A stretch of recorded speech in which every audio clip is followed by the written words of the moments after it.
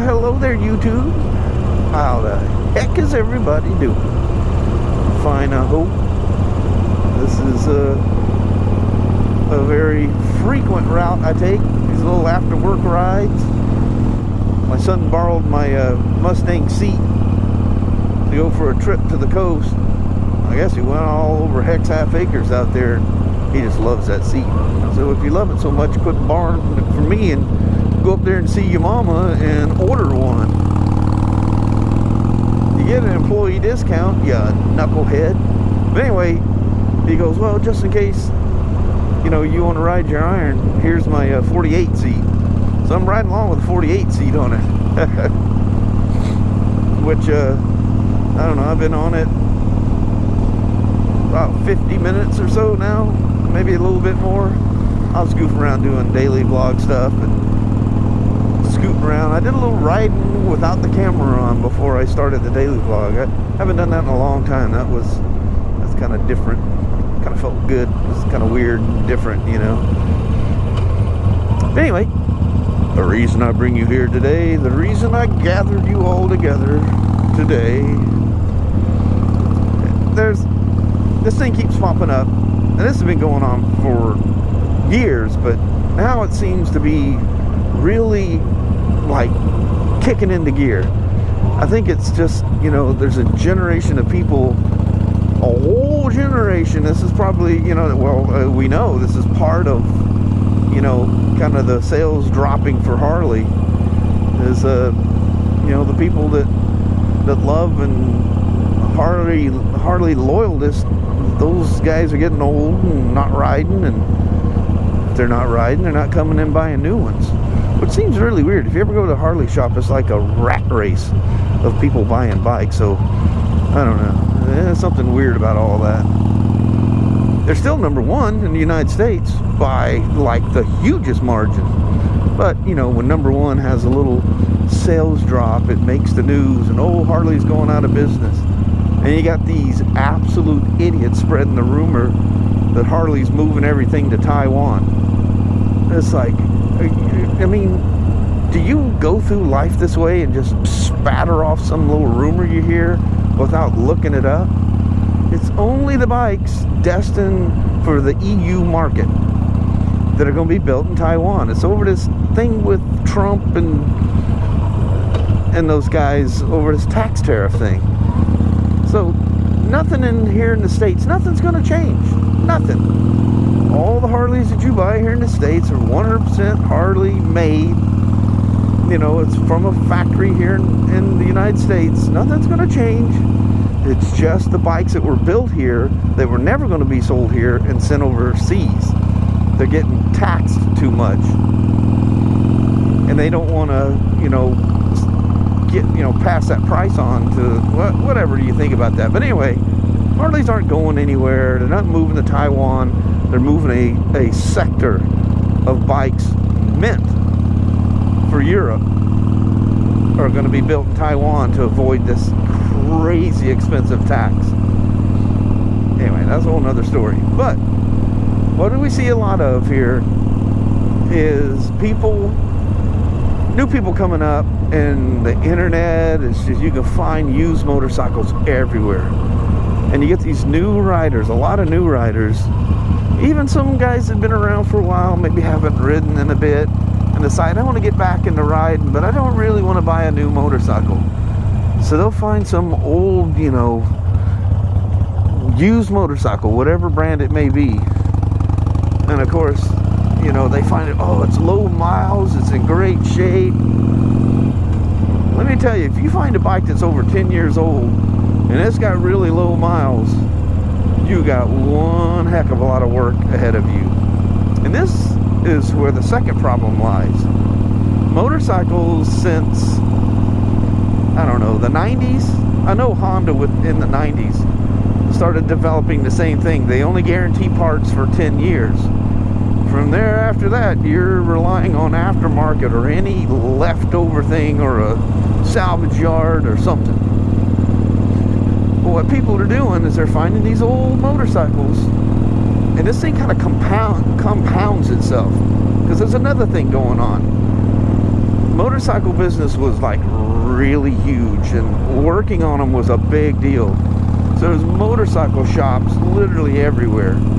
Guys that grew up working on them, kids, their dad owned a shop, now they own a shop or are working in a shop. You know, this old, you know, tried and true thing just gets passed on. So you have all these people with this vast knowledge of these old bikes spanning over years. Those guys are all retiring now. They're all getting out of motorcycles. So you got all this young blood coming in that don't know the first thing about older bikes. I'm not saying this is a fault. They just, you don't know what you don't know. So most dealers, and we're one of them, we don't take in bikes over 10 years old. Because there's several reasons. I mean, the reasons go on forever. But the main thing is, one, you can't get parts anymore. Two, you know, dealers are a streamlined machine. They have a lot of overhead, they have a lot of debt. They pay their technicians like crazy amount of money. And how they do that is fast turnover. Just get it in, fix it, or get it in, service it, do whatever, get it out. You know, all these kids nowadays have a huge college bill. They've gone to school. They're expecting a good wage. And if they're good, they get it. Look at the deer sitting right there in that field. You see him walking across. Hope the sun's not blocking that.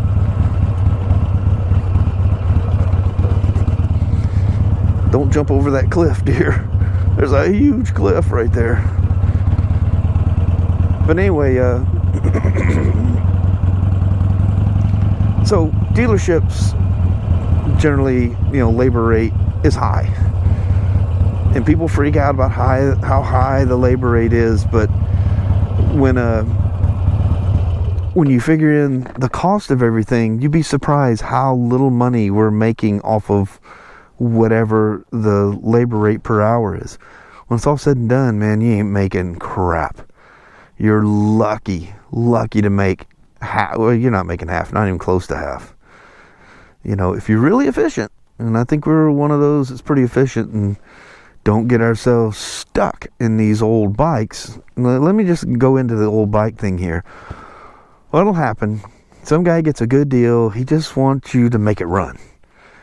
So you get in there and it needs way more than just a simple carb clean. It needs carb parts, discontinued.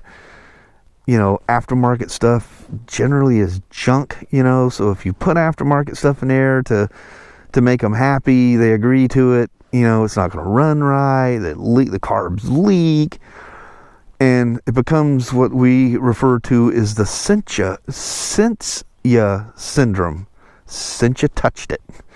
Once you touch one of these old bikes and they spend a lot of money because the labor is high, you paid a high-end technician to work on this old motorcycle, it's not going to roll out of there a brand new bike. It doesn't matter if it's got low miles or whatever. Old technologies, you know, everything is old on it, you know, cables and fuel lines and wiring, you know, the old-fashioned wiring. Contacts are bad, you know, they don't use them, you know, the new watertight connections, and just a whole plethora of things can go wrong, and they just keep coming back. And when they come back, they go, well, this wasn't like that before you did. The Cincha syndrome. And so we end up doing a bunch of stuff for free, and every time, with very few exceptions, we lose our butt. And the technician ends up working on it for free because the bike came back. Techs don't want to work on it. The service writers don't want to deal with it because they get a little commission off of stuff too. Well, if the thing becomes a loss, they get no commission. The store loses money. The guys higher up are going, why is the service department losing money? Well, we're taking in these old boats. We're taking in these old BMWs, these old Hondas, these things we don't have special tools for, can't get the special tools anymore. And all dealers end up doing like we did. There's a hard rule. Nothing past 10 years. Just nothing. You just gotta know. There's plenty of mom and pop shops that'll tinker and bang around and get her halfway running or do whatever. They might do a fantastic job, but you know, we just can't do it. So my warning to people, like if you're new getting into bikes, don't be lured in by the super good price of this used old, say it's an old BMW, say you find this 03, you know, R1150 RT or something. Oh man, look, it's got low miles and stuff. I've got an example, but I can't discuss that because it would be discussing a thing at work. But end result is it got loaded up and hauled away. Just couldn't fix it. Just can't fix it. The manuals are all through this online program, you know, through BMW. The manuals for those old things just are gone. And you know, you can find these old PDF things, but I mean, the manuals were so bad back then. So the manuals are dropping off. You can't connect to them. If you're an older dealer, you have these old CD-ROMs, or you might have the old books, and you probably have the old required tools, and hopefully you've got one of these older dudes that are still around and worked on those back when they were current. But here's the problem. Those guys are going away. So, you know, even if they have the tools and the manuals and stuff like that, they got nobody that knows how to work on them. Just like when I went to BMW school, nothing was past 10 years old. Everything is pretty much current.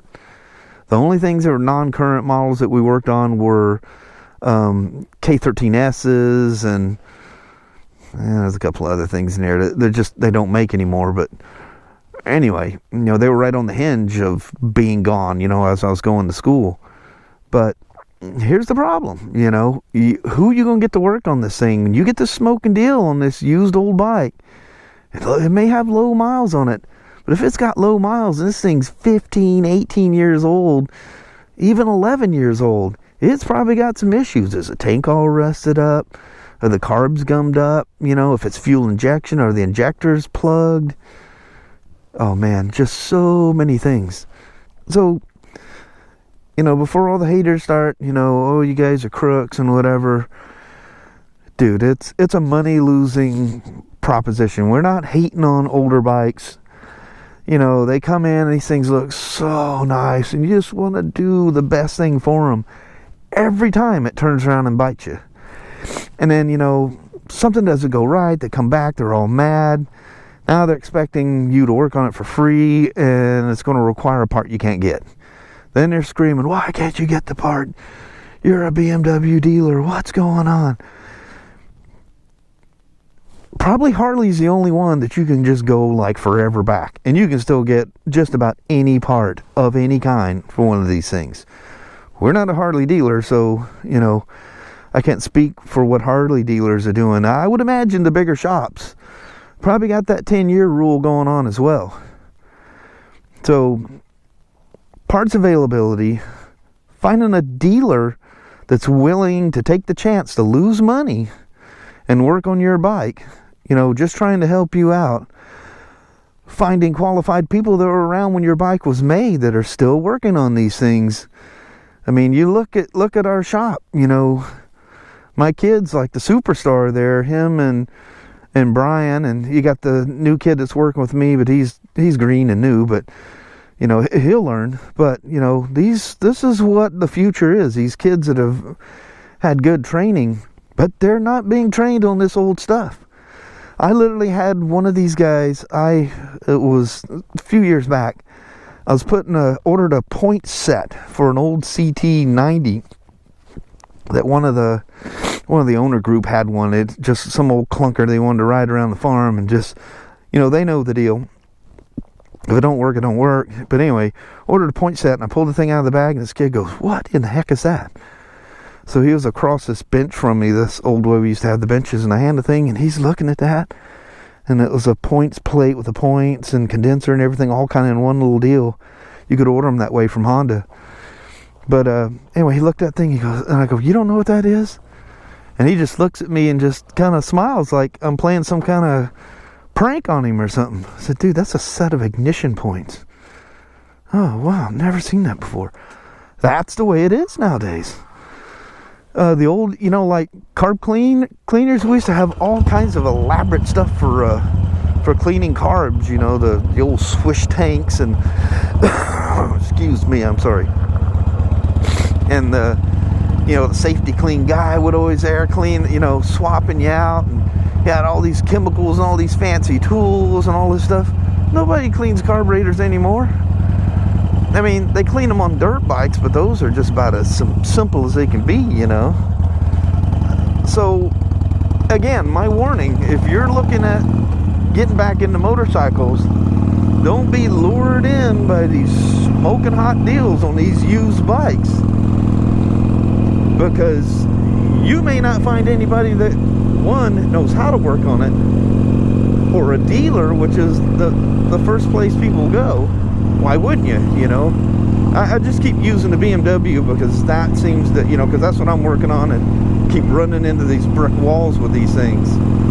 There's just old tools that I need to work on them, and they're not available. They're just discontinued. We're a new dealer, you know, we're only, what, 2 years old. We don't have all that old stuff, and we can't get that old stuff. And if I can't get a manual and I don't know how to work on it, let me put it to you this way. If you brought in some old BMW and we agreed to work on it, and I can't access a manual, are you willing to pay me to learn how to work on your motorcycle? Because time is money. We got to have the time. So literally, you would be paying me to figure out how to work on your old motorcycle. And this is true anywhere you go. Unless you have some old boy in there that, oh yeah, I worked on them things for years and years. You know, the shop I worked for went out of business, and I bought all them old tools on a bulk sale thing, and I got all those things down in my big chest there. Then you're golden, you know. Or you find one of these little specialty shops somewhere that deals with these old things. You know, there's a lot of guys, these cafe shop type things, you know, that will haggle these things together. They'll make a part if needed be. But dude, you are going to pay some serious money for that kind of work, because those guys are specialists and they want to be paid. So good deals are not a good deal. You know, get something fairly current. Yeah, you're going to pay extra, but you know, number one, you know, everything's new and fresh, and you know, you can go pretty much anywhere you want to have it worked on. There's still good deals on new bikes, you know. Wait till the new model year comes off. Sometimes they have rebates on previous years that will boggle your mind. So if you got a particular brand you're looking at, you know, start watching for these rebates. Go to their website. They'll show you these things, you know. They had a thing for a short period of time. I don't know if it was the 16 models, or I think it was the 16 models on the Spyders. $6,500 off. And man, woof, they left out of there like it was a fire sale. That's some smart people right there. They rolled into some good smoking deals. But yeah, keep an eye out for those things. Get something fresh and new. You're just going to be happier. You know, you got the mod, everything, almost everything has ABS brakes and fuel injection, and you know, in BMW you got, you know, depending on the model, you got stability control, all kinds of cool things going on. Man, oh man. Man, in just about a half an hour, that's gonna, what time is it? Yeah, about half an hour, 40 minutes, that's really gonna be smoking hot looking. So anyway, that's pretty much what I wanted to talk to you guys about today. I actually had something on my mind that I wanted to do a motovlog about. So I know that's going to cause some controversy, and whether you like it or not, and whether that makes you mad or not, this is the way of the world, and that's just the way it is. Now you might live somewhere where, you know, you can get all this stuff worked on, and oh man, good for you. Kudos. All these old techs and dealerships are tired of losing money on these things, So they just turn them away, just about everybody, because parts are only available for 10 years. After that, when they're gone, they're gone. So that's just a current thing. It's pretty much, you know, dealerships wide, countrywide, 10 years. That, you know, you got current techs that can work on them, and, you know, it's a sad thing. If you're mechanically inclined, man, jump on them old things and fix them up yourself. But the problem is most people aren't, and they have to rely on somebody, and then they just get really upset. What did I spend my money on? It's like, dude, you should have came and talked to me first, or just come talk to anybody at our dealer. But anyway, that's it for today. Enough rambling. So thanks for coming along for a ride on the iron with a 48C, and I'll chit chat with you kind folks later. Thanks for watching now. Bye bye.